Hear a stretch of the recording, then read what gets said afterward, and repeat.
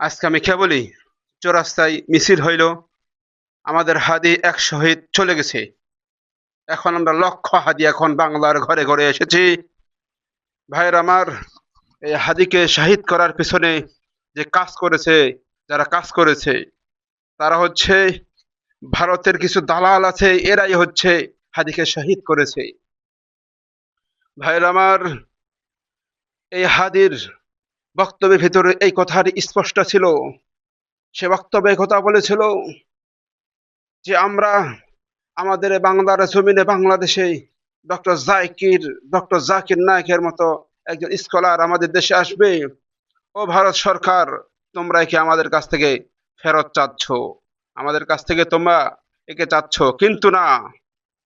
অথচ 5 জুলাইয়ের পর থেকেই লক্ষ লক্ষ মানুষের আহাজারি আর মানুষের রক্তের দাগ যার হাতে লেগে আছে, সেই হাসিনাকে তোমরা, সে ভারতে তোমরা তাকে তোমরা পেশে বলে তাকে রাখতেছো সেখানে, কিন্তু তাকে তোমরা সেখানে জামাই আদরে রেখেছো।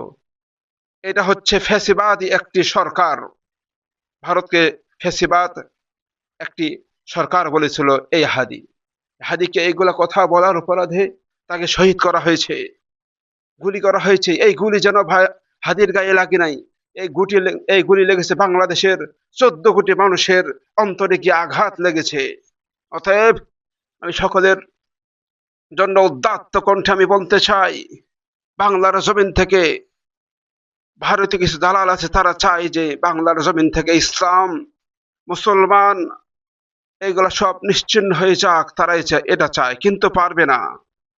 অতীতেও পারে নাই, এখন তারা সুপ্ত হয়ে গুপ্ত হত্যা করতেছে না, কখনো এটা সম্ভব নয়। সকলকে আমি নসিহত করতেছি, আপনাদেরকে সকলকে এক একজন হাদির ভূমিকা পালন করতে হবে। হাদির ভূমিকা যদি আপনারা পালন করতে পারেন, মহল্লায় মহল্লায়, পাড়ায় পাড়ায়, যেখানে যে সময় আওয়ামী লীগের কিছু স্বৈরাচার জেগে উঠবে, সেখানে হাদির ভূমিকা পালন করবো আমরা। আমি এই ভূমিকায়